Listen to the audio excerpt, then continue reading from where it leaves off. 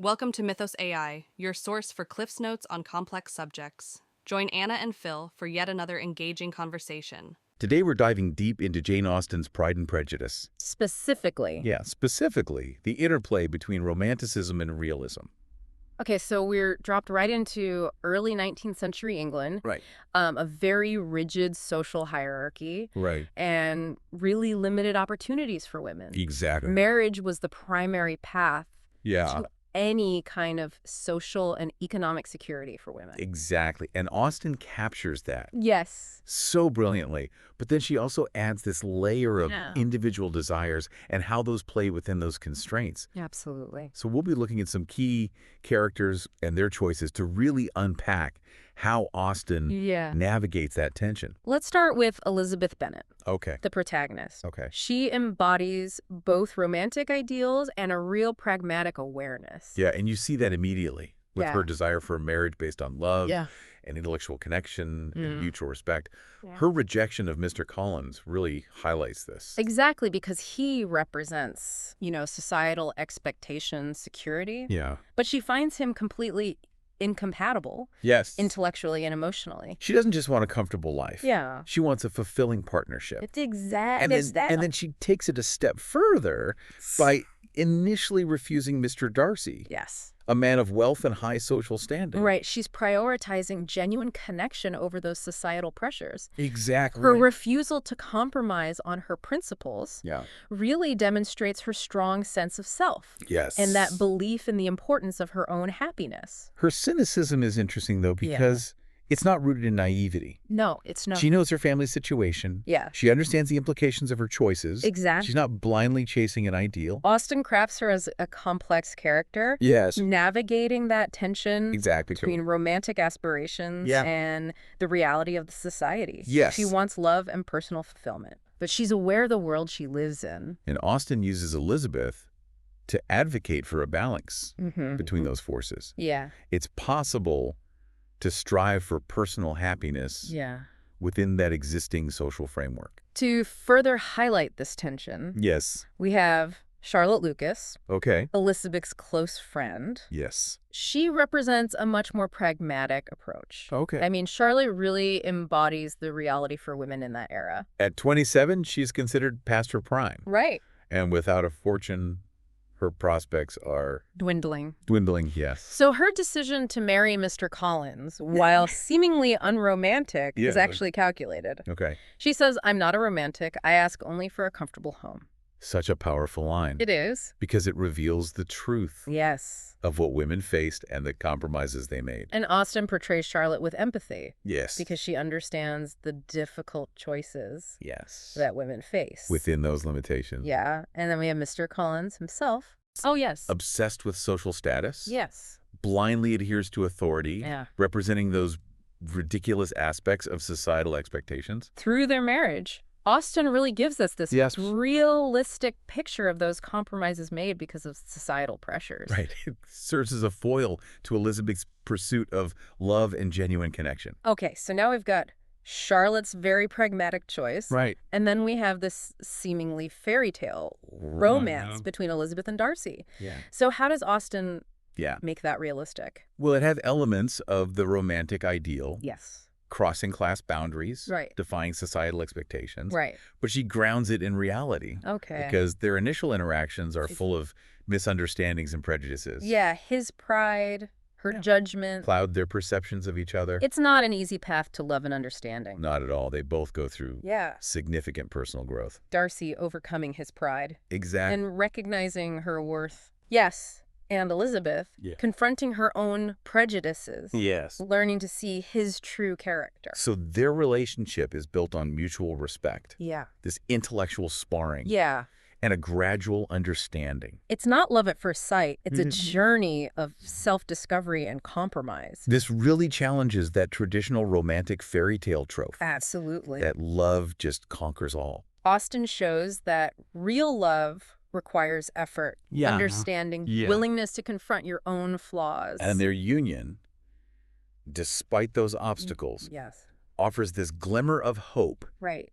that individual fulfillment Yeah. and happiness can be attained. Even within those confines of restrictive social norms. So we've looked at individual characters, but Austen also uses Yeah. satire to kind of critique Yeah. those who just blindly accept societal norms. Absolutely. Characters like Mr. Collins. Lady Catherine de Bourgh. This is Bennet. They embody that societal satire. Mr. Collins, we've talked to. Yeah. He represents the absurdity of social climbing. Yes, and blind adherence to authority. He's always trying to ingratiate himself with Lady Catherine. Right. And Lady Catherine. Represents the arrogance, Yeah. entitlement. Of the landed gentry. Yeah. That belief that she has a right to dictate everyone's lives. Especially when it comes to marriage. Yes. Her attempts to interfere with Darcy and Elizabeth. Our prime example. Yes. She sees Elizabeth as beneath him. Right. And tries to exert her power to prevent their union. Then you have Mrs. Bennet. Yes. Who represents that obsession with marrying off her daughters. Exactly. Often at the expense of their happiness. Yes, it's humorous, but also a pointed critique. So Austen's satire. Is sharp. Yes. But nuanced. She doesn't just condemn, but uses them to expose the flaws. Hypocrisy. Of society. Yeah. It encourages readers to think critically. Absolutely. About societal values. Yeah. And to question them. Now that leads us to another important aspect. The spectrum of relationships. Because in addition to Elizabeth and Darcy. Yes. And Charlotte and Mr. Collins. Yeah. We have other couples who show different perspectives. On navigating expectations. The desires. So Jane and Bingley. They represent a more idealized romantic pairing. Yeah. Genuine affection and shared values. But their relationship faces obstacles. Due to social interference. Exactly. Their story really highlights those pressures. Yeah, can hinder even the most genuine love. Then there's Lydia and Wickham. Ah, yes, a couple whose impulsive actions, disregard for social norms, lead to scandal and disgrace. It's a cautionary tale. Yes. About prioritizing passion over social responsibility. And then, of course, Mr. and Mrs. Bennet themselves. A constant source of amusement, but also a reminder of the pitfalls. The prioritizing social convenience over compatibility. Yes, their relationship lacks. Connection, respect, genuine affection. So Austen is showing this range of relationships. Yeah, to emphasize that there's no single formula for love and marriage. It's complex. It is. It's multifaceted. It acknowledges those individual desires, societal pressures, and the consequences of the choices made within those constraints. And it's this nuanced exploration that makes Austen's work resonate with readers even centuries later. It really makes you think about the complexities of love and marriage. Absolutely. Both in her time and our own. Exactly. Austen's genius isn't just in her character development, but also in her use of satire. Yeah, to critique the society that she's portraying. We touched on this a bit with Mr. Collins and Lady Catherine, but let's go a little deeper into how their exaggerated traits really work as social commentary. Okay. So Mr. Collins, he's like this caricature of social climbing and just blind adherence to authority. He's so obsessed with his connection to Lady Catherine. Oh, completely. He name drops her constantly, trying to elevate his own status. It's so cringeworthy. It is. But also kind of funny. Yeah, he seems totally oblivious to the fact that he's more likely to be ridiculed than respected. Exactly. He represents a type of social climber. Yeah. Who values status and appearances over any kind of real merit or character. Yeah. His constant attempts to impress really highlight how absurd that mindset is. Okay, so then you have Lady Catherine.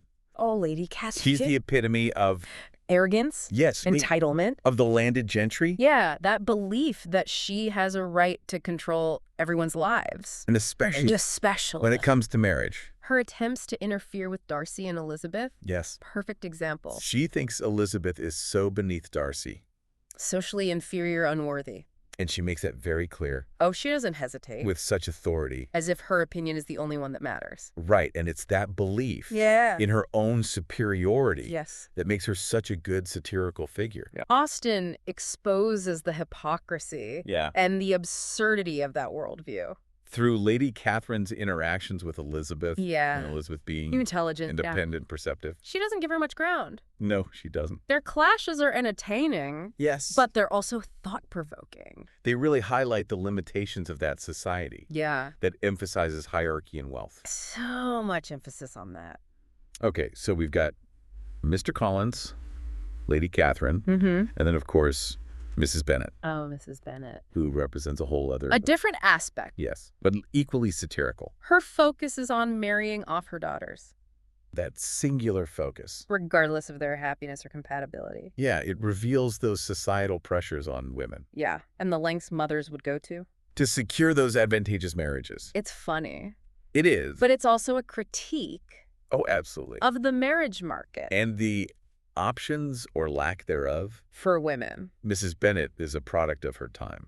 Where a woman's worth is defined by our ability to marry off her daughters. So through these satirical characters, Austen's exposing the flaws, the hypocrisies of society, that obsession with status, blindly following tradition, and those absurd expectations. Her satire is so effective because it's sharp but nuanced. Yes, she's not condemning them. No. But she's using them to show the complexities that shape their behavior. It's a balance of humor and insight. It is. That makes it so effective. It makes you laugh. Yeah. But it also makes you think. About those underlying values. Absolutely. So beyond individual characters, Austen also shows the spectrum of relationships. Oh, yes. Each one offering a different perspective. On love, marriage, and those societal expectations. We've talked about Elizabeth and Darcy. Right. And Charlotte and Mr. Collins. Yeah.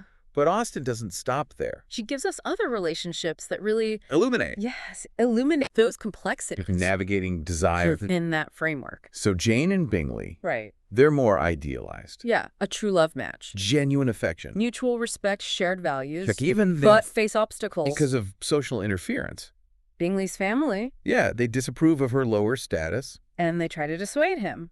So even the most genuine love can't always overcome barriers. And those external forces can really shape the course of the relationship. Okay, so now on the complete opposite end. We have Lydia and Wickham. Impulsive actions. Disregard for those norms. Disastrous consequences. Lydia is so young. Naive. Easily swayed by his charm. Wickham. Yes. Charismatic but dishonest. Irresponsible. Preys on her vulnerability. And their elopement. No parental consent. No regard for propriety. Causes a scandal. That threatens a whole family. It's a cautionary tale. It is. About prioritizing passion over responsibility. Austen shows those consequences. Of disregarding conventions. Yeah, the impact it has. On everyone. Lydia and Wickham's recklessness is a stark contrast to Elizabeth's prudence. And her consideration of her choices. And then we have Mr. and Mrs. Bennet. Oh, yes. Their marriage is amusing. Yes. But also a reflection. On a relationship. Devoid of connection. They are fundamentally incompatible. He's witty and introspective. She's frivolous and concerned with appearances. They just misunderstand each other. There's no real affection. They exist in separate spheres. Right. It shows the pitfalls of putting social convenience over compatibility. A successful marriage needs more than that. It needs those shared values. Mutual respect. Intellectual connection. Austen's showing us all these relationships to paint this nuanced picture. Of love and marriage. Acknowledging societal pressures. But emphasizing personal happiness. Fulfillment. Her novels encourage us to think critically. About the nature of love. The dynamics of relationships. And the compromises people make. Within their society. It's this exploration of human relationships. It makes her work so enduring. And relevant even today. Austen's exploration of love and marriage goes beyond just those romantic entanglements. Right. It's also a critique of the patriarchal structures of her time. Yeah. Yeah, we've discussed those limited options for women, especially with marriage. But her commentary goes even further. Oh. She gives these female characters such intelligence, wit, and agency. And that really challenges how women were portrayed. At the time. Of literature. Elizabeth Bennet is the prime example. Oh, she's a remarkable character. She's got such a sharp mind. An independent spirit. And she defies those expectations. She refuses to be swayed by societal pressure. Whether it's Mr. Collins or Lady Catherine. Exactly. She demonstrates self-assuring autonomy. Yeah, that was rare for women. She debates with Darcy. Yeah. She voices her opinions. Makes her own decisions. Doesn't just blindly follow convention. But it's not just Elizabeth. No. You have other characters like Jane, who show strength. A quieter strength. Yes, her kindness and compassion are often seen as weaknesses. But Austen suggests that they're actually strengths. even Charlotte, Yeah. whose choice seems like surrender, Right, marrying Mr. Collins. can be seen as a form of agency Charlotte understands Yeah. the limitations. that are placed on her. She knows her options are limited And she makes a decision, to secure her future. even if it means sacrificing. Romantic love. It's not weakness. It's a strategic move within a system. that gives her very few choices. Austen isn't condoning or condemning, She's presenting it realistically. showing what those constraints can lead to. By showing these different approaches, Yeah. Austen critiques those patriarchal structures, But at the same time, celebrates their strength, their resilience. and their intelligence. It's important to note how Austen's novels Yeah. impacted views on marriage. Pride and Prejudice especially. Yes. Her emphasis on love, Compatibility mutual respect, as essential parts of marriage, really shifted views. away from purely economic and social considerations. It helped fuel the belief, That marriage should be about happiness. not just duty or obligation. This shift in perspective Yeah. aligns with those Enlightenment ideals. Of individual choice, Yeah, personal happiness. pursuit of knowledge. Austen doesn't say to reject all societal norms. Right. But she encourages us to examine them. Yeah. Consider the individual's right to happiness. So Austen's legacy, Is this body of work that still resonates? centuries later, Because it grapples with those timeless questions About love, society, things, yeah. that balance between personal fulfillment and societal expectations. her novels remind us, That we have the power to define our own happiness. even within those norms and pressures, And to strive for a world that values individual expression. and social responsibility. So as we wrap up this deep dive, Yeah? we encourage you to think about How these themes of Romanticism and Realism satire and agency, still shape our understanding of love and relationship. and the world around us Austen's work reminds us that the pursuit of happiness, is an ongoing journey. requiring awareness of those constraints. And a belief in individual choice. Thanks for listening to Mythos AI. Stay tuned for more concise insights. And remember to hit the like button and subscribe for future episodes.